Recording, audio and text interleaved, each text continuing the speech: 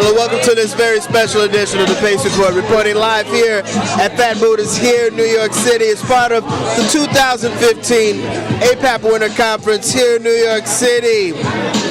Grammy Award-winning producer and icon of both hip-hop and R&B, Easy Mo B tonight is premiering music from his brand new record, And You Don't Stop.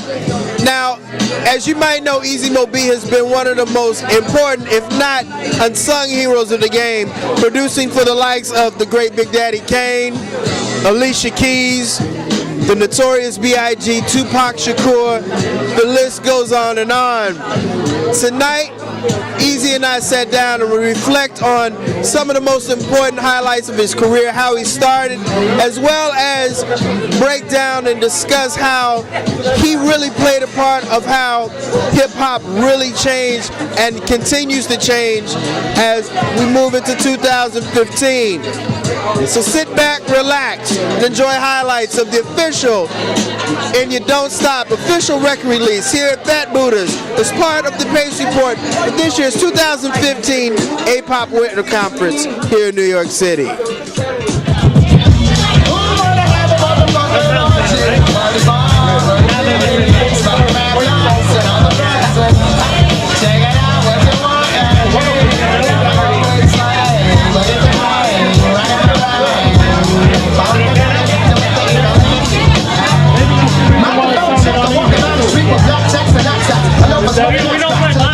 Easy Mo B, thank you again for allowing me to come out here this evening and break bread with you.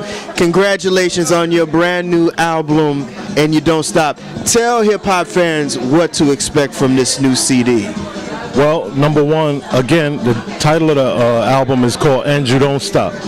I titled it that because, like, And You Don't Stop, I was sitting around listening to one of the old school tapes, and not like I didn't already know that, but for some reason, in this listen, it just stood out to me.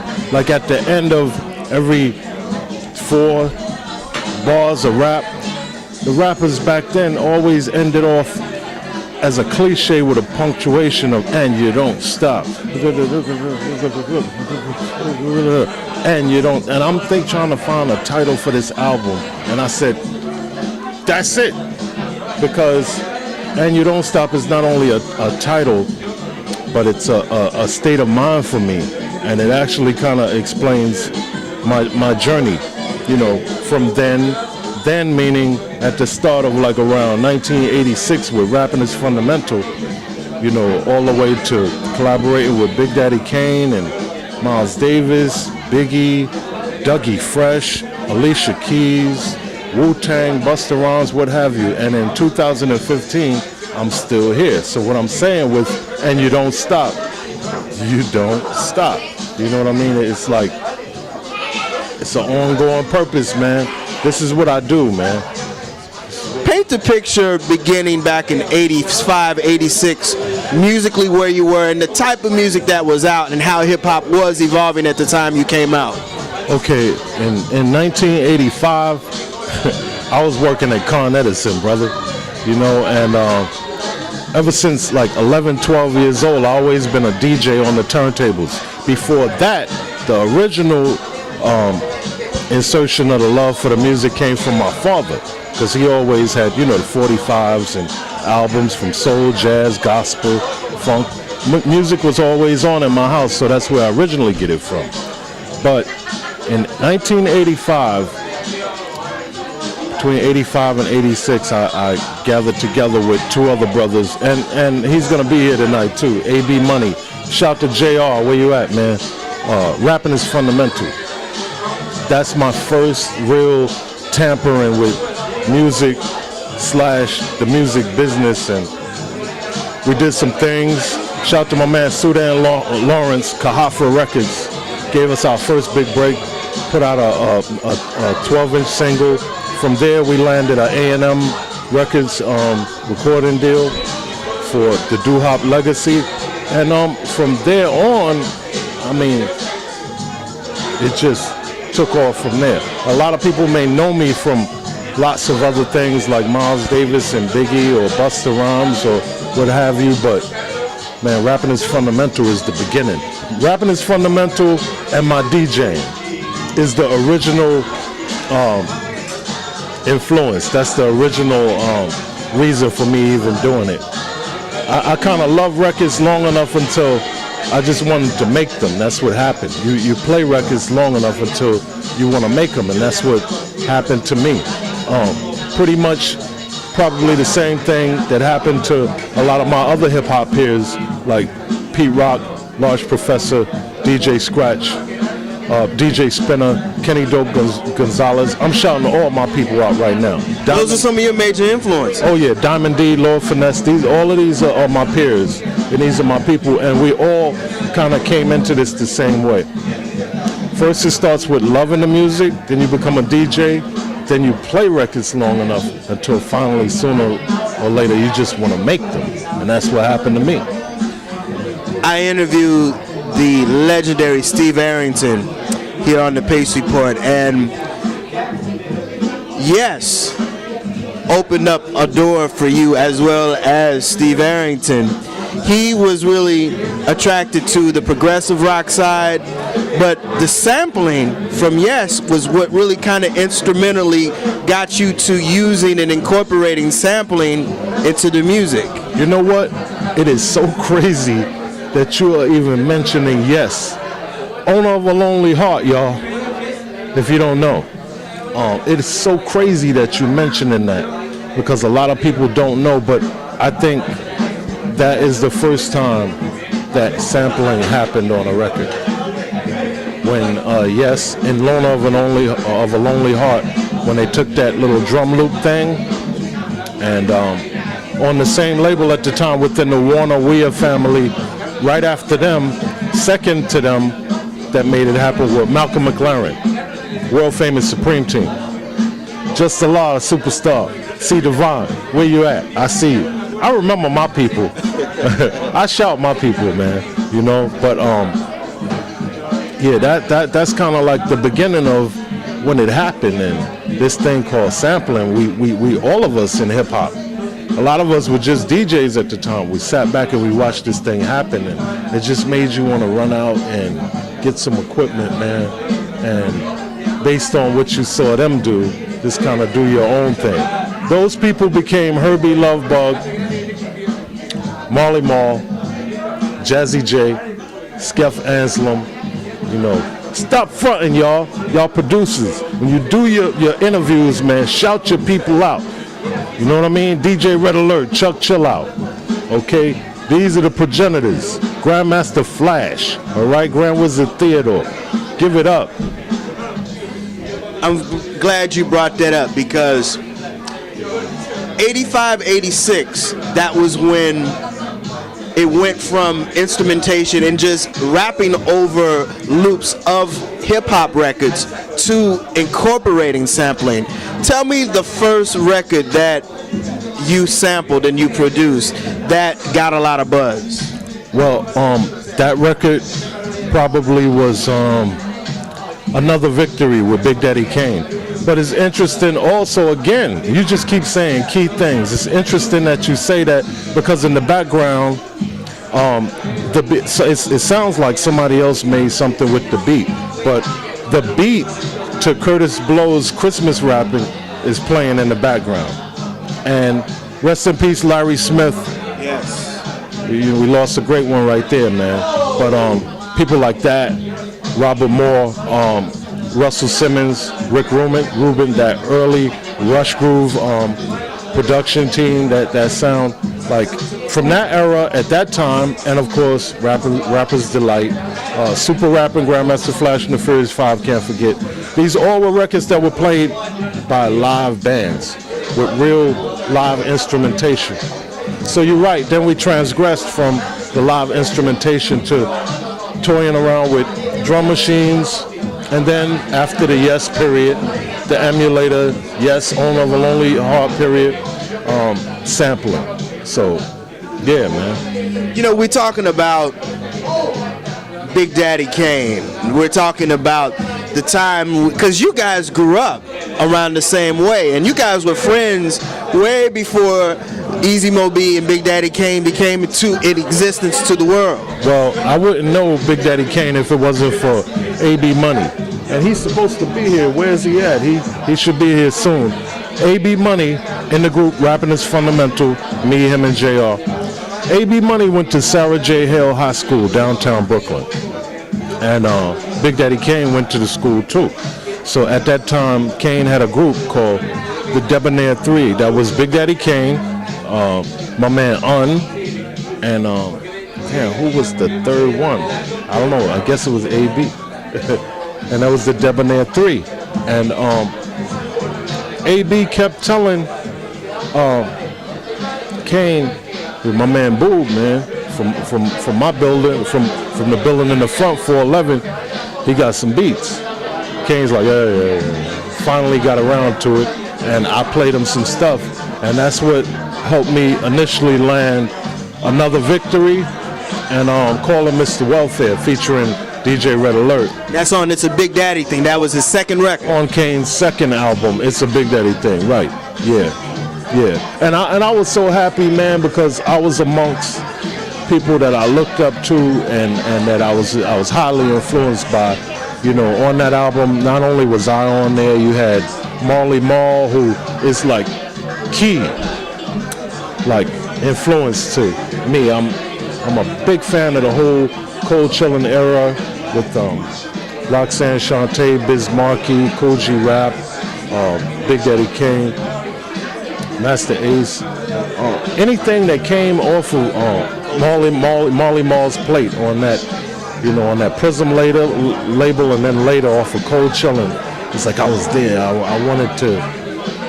I just was digging everything that Marley Marl was doing. Him and Said G at the time from Ultramagnetic. It's probably like two of the most creative producers that was doing things with the SP1200 and doing things with drum samplers. And I'm at home just dreaming, just waiting to get enough money where I could buy my own equipment and do my thing. And I guess, you know, my arrival was with Big Daddy Kane in '89 on It's a Big Daddy Thing. And I took it from there, man. You know, what I said earlier, every elevation of your career has just been boom, boom, boom. By this time, you decided that you wanted to hook up with one of the biggest hip-hop management firms in the game. And you decided on a whim to call Rush Management. And lo and behold, things took off from there.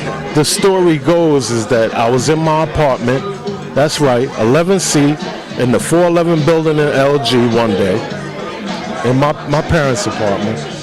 And I'm noticing all these rappers were down with Rush Artist Management, EPMD, Big Daddy Kane, what have you, man, Public Enemy. And I was like, man, I need me a manager. And I was like, I want to be where everybody else is. So I called 411. No lie.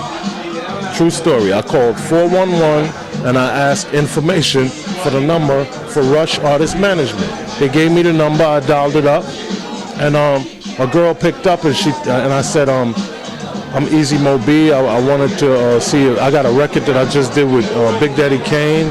I also did something with The Genius, and I'm just trying to find me a manager.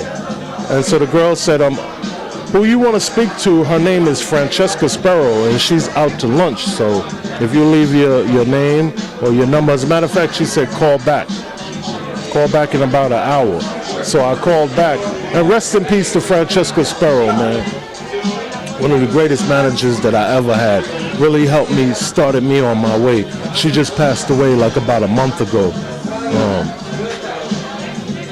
I got her on the phone, and I'm going through this big thing trying to explain, you know, I was real humble at the time and green behind the ear and everything. I was like, yo, hello, I'm Easy Mo B, and I just did 2 songs on Big Daddy Kane, and I did some half a Genius album, and I'm trying to go on. She totally interrupted and cut right in, and she said, I know who you are. And I was like, wow. So I wasn't that much under the radar. The stuff that I was doing, as much as I didn't think that it was getting noticed. So from her knowing who I was, automatically I just became at a roster at on Rush's producers management. They had Rush artist management, and then Russell Simmons, he later created something called RPM, which was for the producers, Rush producers management. So I also want to shout out Russell Simmons too. These are people that are instrumental to my start. They gave me my biggest break. If it wasn't for them, and if it wasn't for the grace of God, I wouldn't be here, man. I am Easy Mo B. I produced Miles Davis' last effort. It was entitled Doo-Bop. It was a hybrid between jazz and hip hop. And Miles went through the transition of every phase of music that he could make. From early on with The Birth of the Cool to albums like Kind of Blue, Sketches of Spain, much later in the 80s, albums like Tutu, but he had never ever dabbled with hip hop. And that's what our collaboration was all about. In 1992, we won a Grammy for Best R&B Instrumental Performance. And I just wanted to say that I'm very glad to be a part of the legacy and the heritage of Miles Davis. The fact that now we have a strip of a street that's renamed after him, Miles Davis Way. I knew him at another time when he stayed on Central Park West between 88, 89, went to the house. It was kind of like an audition. Me and a bunch of others, everybody played their stuff, and I was gonna play mine. For whatever reason, they saved me for last. So I finally, I played my stuff, and they all left, and then he turned to me and he said, I didn't like that. He said, I like you. I want to work with you. You heard some stuff that I had submitted on a reel from, believe it or not, the Genius from Wu-Tang got me the gig with Miles Davis. He heard a track that I had did with the Genius, and he said, would you do that for me? Would you do that? So the track is called True Fresh MC. That's what got me the gig with Miles Davis. I'm thankful to be a part of his heritage, and I'm glad that as he transitioned through all the different stops of music, he made sure right before the end that he made a stand with hip hop. And I'm glad to say that I'm a part of that. Thank you, Moby. Happy 88th birthday to Miles Davis. Congratulations, Miles Davis Way.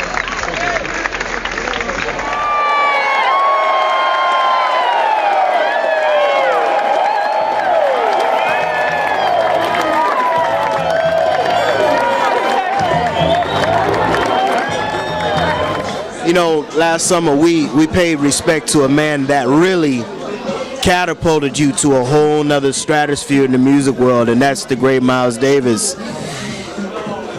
The last record he produced was key because, and you said this in your speech, this was really kind of the bridging of the gap because Miles had really done all music genres as far as popular black music, R&B, funk, soul, as well as rock, and the only thing he hadn't done yet was hip-hop. And the way Francesca Sparrow tells it to me, she knew me that well, man. She called me by my family nickname, Booby.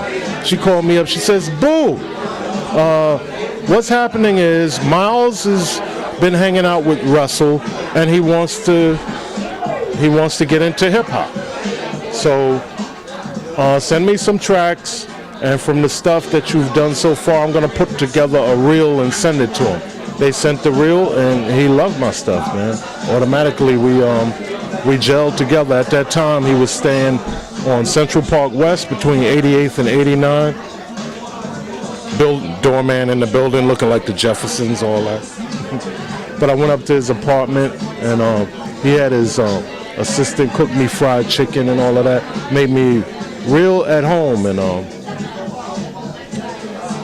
on the reel, he put the cassette in when I was in his living room, and there was a song on the Genius album, Words from the Genius, There was a song I did with Genius called True Fresh MC. So he put the cassette in and he played it, and he's just sitting nodding, leaning back on the couch, and he's quiet. Miles was eccentric, you know, like he might not say much, but when he does say something, you better pay attention. So I say about a quarter through the song, he's nodding and everything, and then he looked at me. Finally, he said, "That's bad. That's bad." He said, "I like that." He said, "You do that for me?" I said, "Yeah, Mom. For real, that's what you want?" He said, "Yeah." Then he asked me again. He was like, "You do that for me?" I said, "Yeah." It's almost like he wasn't sure if he could really get it. Like, come on, man, you Miles Davis, you could get anything you want. And from that point on, we started collaborating in the studio. My boy A.B. Money, who will be here soon, and JR, we ended up, Rapping is Fundamental, we ended up singing and rapping on the Doo-Bop song off of that album. Anybody who has never ever heard that album, go back and check it out. Doo-Bop by me and Miles Davis. It's one of the earliest hip-hop hybrids. Easy, did you ever in a million years think that when that record was released, that the world of hip-hop would really be so receptive to that album and that song? I had an idea, but to be honest, I was just like being myself. A lot of some of those beats were already created, and then also at the time there were things that were specially handcrafted for him. But some of those beats were beats that already made. He just kind of like came and got down with my program with what I was doing. I was so upset when he passed away because he actually told me, he said, "I want you to take your stuff on the road with me." I was like, "You serious?"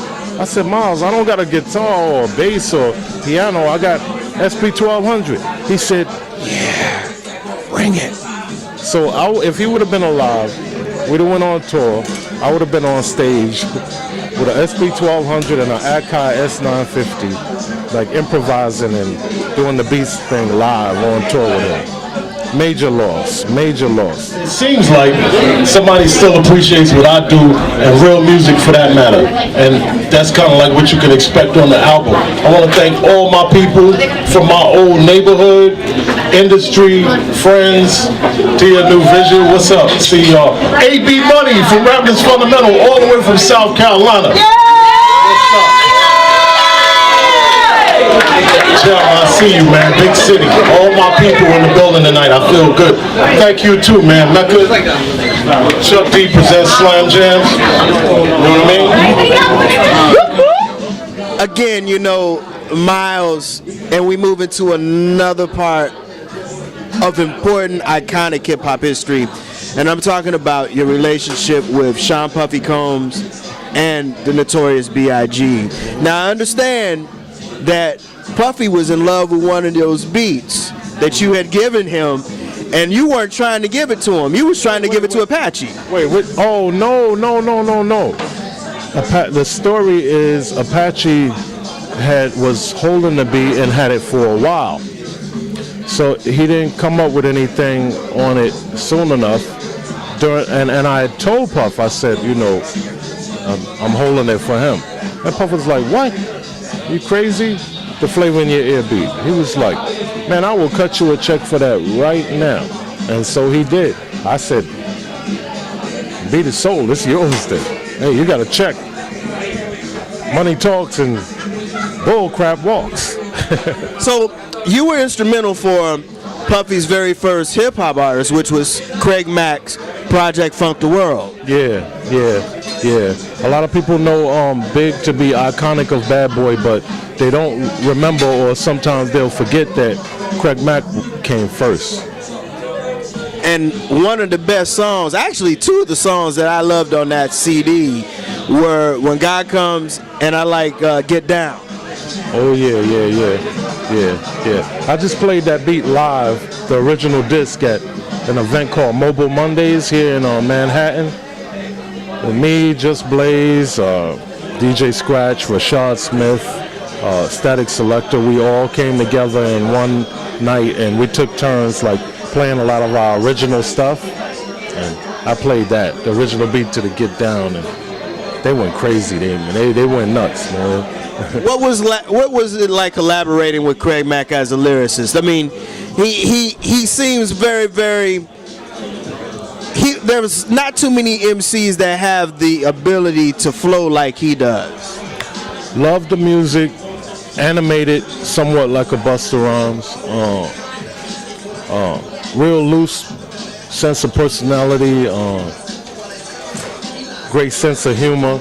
All of these things played into, the lyrics on the songs that he did with me. If you really listen, you'll hear it's there. Like him starting off the song like, just like you in the blab.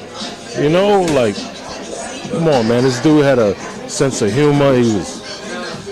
Craig Mack kind of reminded, I never said this, but Craig Mack kind of reminded me of then a more modern day, up-to-date Biz Markie. I don't know if anybody ever thought of it that way, but.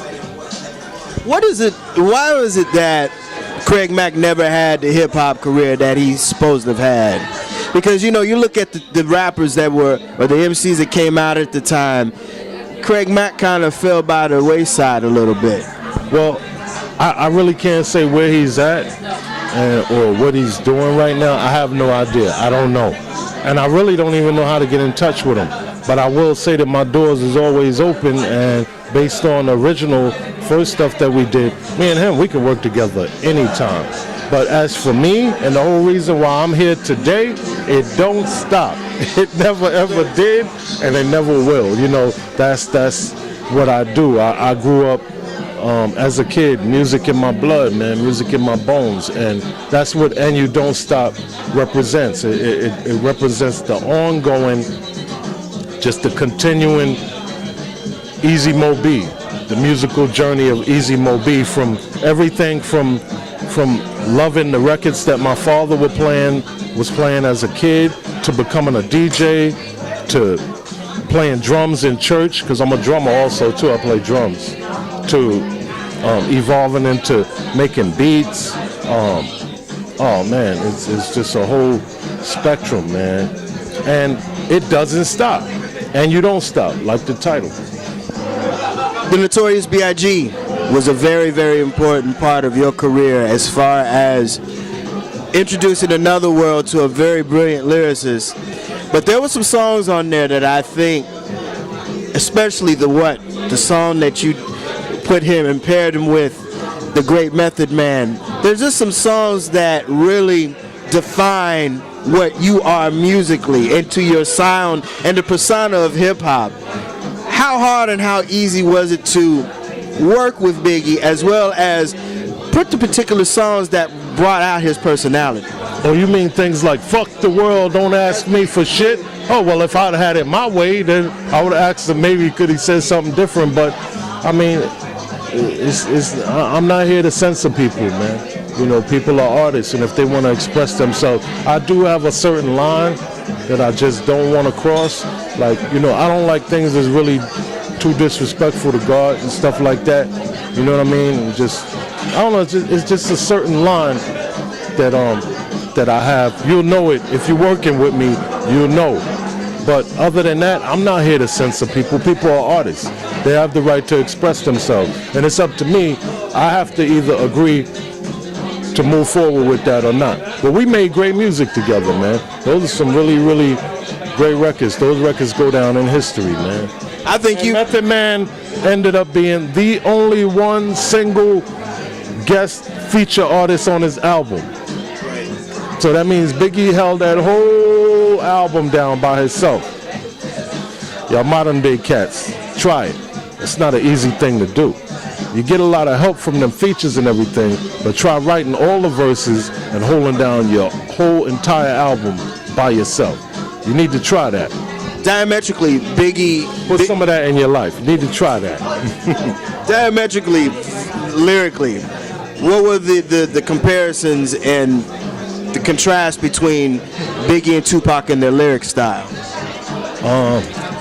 I think Pac, he had a sense of humor, and then, if anything, if I could compare Pac to somebody, I'd say Pac had he's kind of like how Marvin Gaye was, conflicted, you know, because Marvin Gaye, he really loved God, but Marvin loved sex too.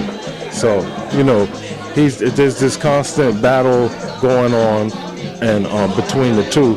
And I think that he was like that. Pac was like that. Because Pac was a lover. He loved the ladies and everything. And then he loved his boys. He rode for California, man. Big time, man. He's always proud where he lived. Even though he was actually born here in New York, he loved California, had a strong love. But at the same time, he had that political background too. You know, yeah, from his mom, Afeni Shakur, and her early affiliation with Black Panthers and all that. I mean, really, really interesting dude to meet. Eccentric, just kind of like Miles, if you ask me, man. There had so many different parts to him, and it was just amazing sometimes standing back, watching him balance them all out. Because on the album, I'll give you an example. Like, you know, he have the political songs, right? And then he have the song like he had on All Eyes on Me. Everywhere we go, every video, I see the same. Oh, I'm like, wait a minute, ain't this the same dude was just raising hell politically a minute ago? So that's what I meant about that Marvin Gaye kind of confliction, like. You know, another one of my all-time favorite records that you produce, and I like to say this because Busta Rhymes is one of my top 5 MCs of all time. But when you did Everything Remains Raw, I had a whole nother appreciation for you, and I think Busta kind of solidified the whole rap game by then. That is, man, what is it with you, man? You just saying a whole bunch of key things tonight. Like, that is, believe it or not, one of my favorite beats ever. It has to be. Because if you take some time and you go back and you sit and you listen to it, and if you're lucky enough to have the single where you could just listen to the instrumental, there are so many little tiny things going on up in that beat that make it all one. And there are no loops in there happening. There are samples, but I do a thing where I call I play samples. I have a collage of all of these different elements that are harmonically tuned together, and they just seem to work together. This is in the same tradition of, you know, instrumentalists who sit and play, like how the bass player will jam with the piano, with the guitar, with the drums, you know, like a jam session. But I try to create jam sessions like inside of my SP1200. I love the sound of instruments, man. I love the sound of instruments, and instead of just always just using loops, I say like around the time of when Flavor in Your Ear came out, I got the idea where I was like, yo, we just looping, all of us, we just kind of like all doing the same thing. I was like, I really need to take it to the next level. If you're gonna be sampling, then you need to take it to the next creative level where at some point you still be an original, and that you're still making some original music, and Everything Remains Raw is one of those kinds of creations. Also, the other song that I did with him on that album, It's a Party. Woo! With Johnny. Yeah. You listen to that one, you know, Warning, that was Isaac Hayes' Walk On By, on 45. Right. Nobody ever flipped it 45, that was kind of like the difference there. But Warning and all of that, those was great beats, but I just got to a point where I was like, I need to take it to the next creative level. And if for nothing else, but just to set myself apart from everybody else. Something about me that makes me special. You know what I mean? I just felt like I had to do that. And out of that, we got those kind of beats like Flavor in Your Ear, the Everything Remains Raw. What about going back to Cali? Oh yeah, Craig Mack's Get Down. That's another one of them type of creation. Going back to Cali was me trying to basically do the best thing that I could with Zapp's More Ounce. I had to do something that set me apart from anybody who has ever sampled that record, and I got the personal endorsement after the record was made from Roger Troutman himself, so that told me that I must have did my thing, because he said so. You know, the one thing that I have to go back to Biggie, one of the reasons why he's probably in the top 3 of my favorite MCs is that last record he put out, he rapped with East Coast, West Coast, Southern rappers. I'm talking about Too Short. He did Bone Thugs and Harmony. I mean, he was so diverse, and he could flip the script with all of those musical diasporas in hip-hop. And maintain the same lyrical agility throughout the whole album. And everything is seamless and continuous, regardless of the various styles and the different coasts that he was working with, like you said, West and down South. Yeah, Biggie was an incredible dude, man. And I watched this dude sit up in the studio and come up with all of this in his head.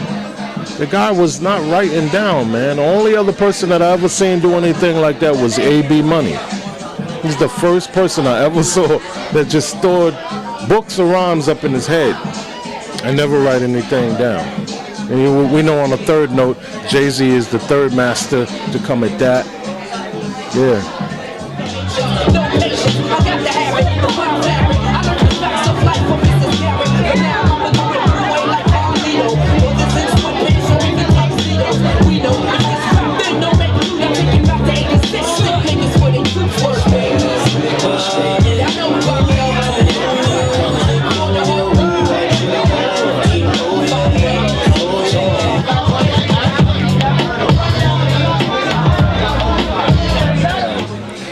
We've diametrically covered the music diaspora of Easy Mo B. We've done hip hop and now the R&B. You worked with Alicia Keys, which she's another tremendous artist. Tell me about that amalgamation and your part of your career. That was a collaboration in the studio between me, her, and Dwayne Wiggins from Tony. The three of us came together with that. I'm over on the SP1200 and the a.k.a. S950. She's on the piano. Dwayne Wiggins, he's over there on the guitar with the wah-wah pedal, and we just made it all happen right there on the spot. I didn't bring no beats in for that day. That was made on the spot from scratch, right there. So sort of like, sampling and electronics was included in it, but you could kind of call that day, that session, it was a jam, like a jam session. Do you think that Alicia really is kind of like the Roberta Flack of her generation? I would say so. I would say that as far as an artist playing on the piano and singing, Aretha Franklin / Stevie Wonder / Donny Hathaway / we could go on and on style. Yeah, she's one of those few that are left. I'm also very happy, I gotta say something about this, also very happy in the style of people singing and playing. My man D'Angelo and his Black Messiah album that just came out this month. I am very, very happy for him. Everybody waited for that so long, and that song, that's gonna do something, that's gonna push the envelope of the music right now. That'll do it again for another edition of the Pace Report. Reporting live here at Fat Buddha here in New York City as part of the 2015 APAP Winter Conference here in New York City. I'd like to personally thank the legendary Easy Mo B for his time. Also the staff and management here at Fat Buddha for their warm hospitality.